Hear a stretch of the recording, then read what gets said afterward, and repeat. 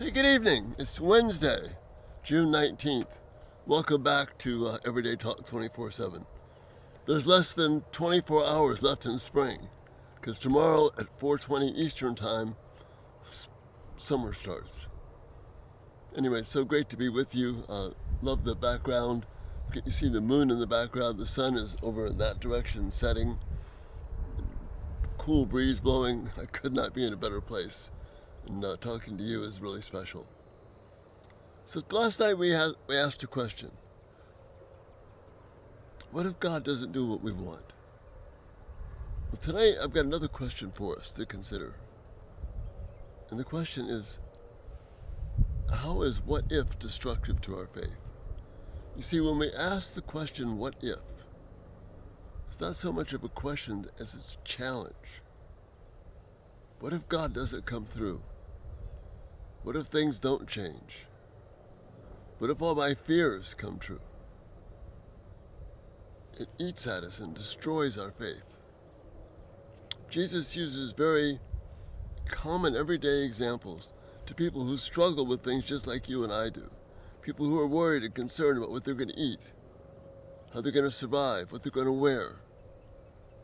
So he speaks of something to these people. He's sitting on a hillside talking to them.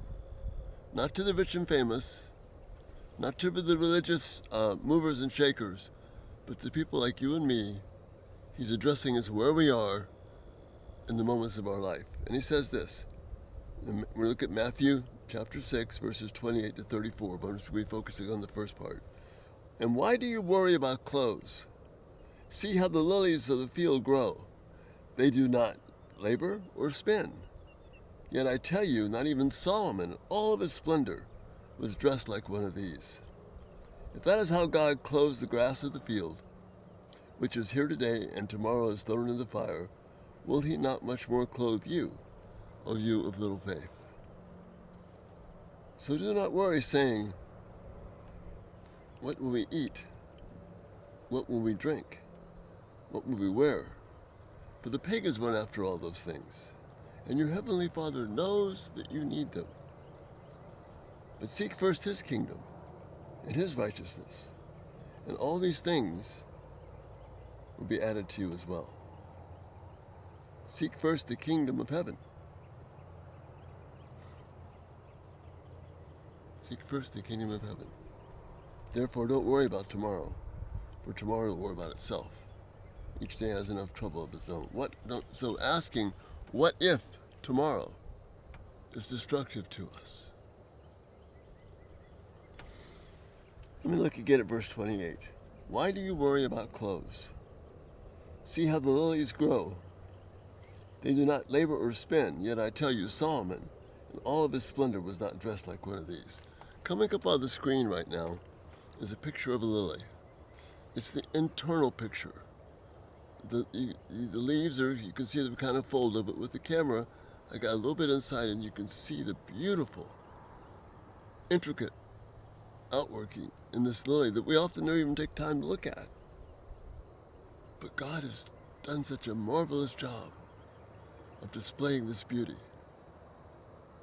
And what he's saying to us, if I can create and care for this kind of beauty, and make this kind of beauty, and clothe this flower, and it doesn't do any work at all, how much more can I care for you? Don't worry. Don't be consumed. Don't ask what if over and over and over again, like it's some kind of a logical, smart idea. I'm not saying being irresponsible. Jesus covers it. Be concerned with what you have to be concerned about today. Remember, he just talked about the Lord's Prayer. He gave us the Lord's Prayer. And what does he say? Give us this day our daily bread. Not next week, but today. Be faithful. Trust him for today. Trust him when you get to tomorrow. When you get to tomorrow, trust him for tomorrow. Because we don't know how long we're going to be here. When I say what if, then I begin to question God. And again, I'm not saying being irresponsible. I'm saying we can fill our minds with what ifs. All you've got to do is get on your computer and go to Google and type in whatever you want, and you will get more what ifs than you can ever possibly imagine.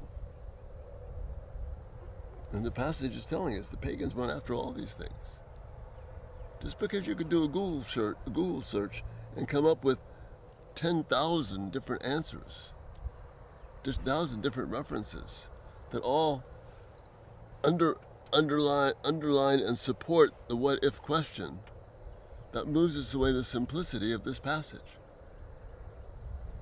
Jesus is using the beautiful flowers of the field to remind us that he's going to be faithful to us. I don't know the outcome. Some of you, I know, are under the crushing weight of everyday life, where the bills come, the worries come, the medical stuff comes, the people who bother you come. And Jesus is saying, be wise, be responsible, but don't be overcome by what if. Trust him for each moment. Be wise right now. Be safe right now. Be responsible right now. Don't what if about tomorrow. And I know I'm saying this in the midst of people that are hurting, just as Jesus was talking to people on that hillside who were hurting. And yet he says, trust me, trust your Father, seek first what I want for you. And God will give us graciously what we need, which is exactly what the Lord's Prayer says. Give us this day our daily bread. We've got to trust God. What if, asking the question, what if, will destroy that trust? Again, love your thoughts, feedback. What if it's eating us alive? But the faithfulness of God, to trust him right now in this moment, and let him worry about the what ifs of tomorrow. That's where our peace lies. And I know I'm talking again, I know people that are facing horrific health issues, financial issues. God's promise is the same. Seek first his kingdom. Ask those kinds of questions and leave the what ifs to the world around us.